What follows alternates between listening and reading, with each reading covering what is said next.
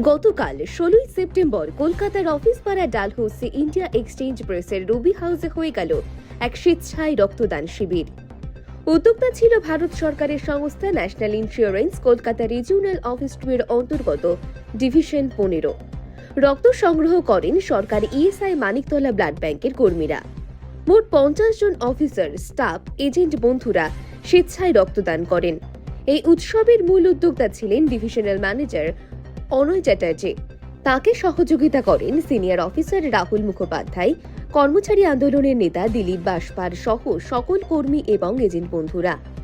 এই অনুষ্ঠানের উদ্বোধক ছিলেন CRO2 এর ডিজিএম অপূর্ব মজুমদার। এছাড়াও রিজিওনাল ম্যানেজার সুখবিন্দর সিং সাইনি, নরেশ চন্দ্র বেহারা, অজয় গোয়েল, অশোক কুমার ওলা, দীনেশ গুপ্তা উপস্থিত হয়ে রক্তদাতাদের উৎসাহিত করেন। অনুষ্ঠানে উপস্থিত শ্রী অপূর্ব মজুমদার এই উদ্যোগের ভূয়সী প্রশংসা করে বলেন, আমাদের বীমা ব্যবসা করলেও একটা সামাজিক দায়বদ্ধতা আছে। সঠিকভাবে এই দায়িত্ব সবার পালন করা উচিত।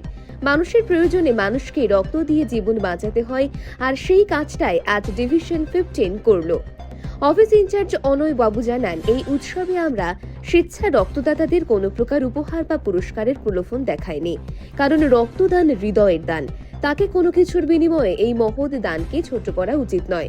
আমরা চেয়েছি স্বেচ্ছা রক্তদাতাগণ এটাই প্রমাণ করুক মানুষ মানুষের জন্য। এই উৎসবকে কেন্দ্র করে সংশ্লিষ্ট সকলের মধ্যে বিপুল উৎসাহ এবং উদ্দীপনা লক্ষ্য করা যায়। উপস্থিত কাস্টমাররাও বলেন, আমরা আশা করি আগামী দিনও এই ডিভিশন এই জনসেবামূলক কাজ চালিয়ে যাবে। কলকাতা থেকে সিনিয়র রিপোর্টার সনদ সরকারের রিপোর্ট, রাষ্ট্রীয় প্রসার বাংলা।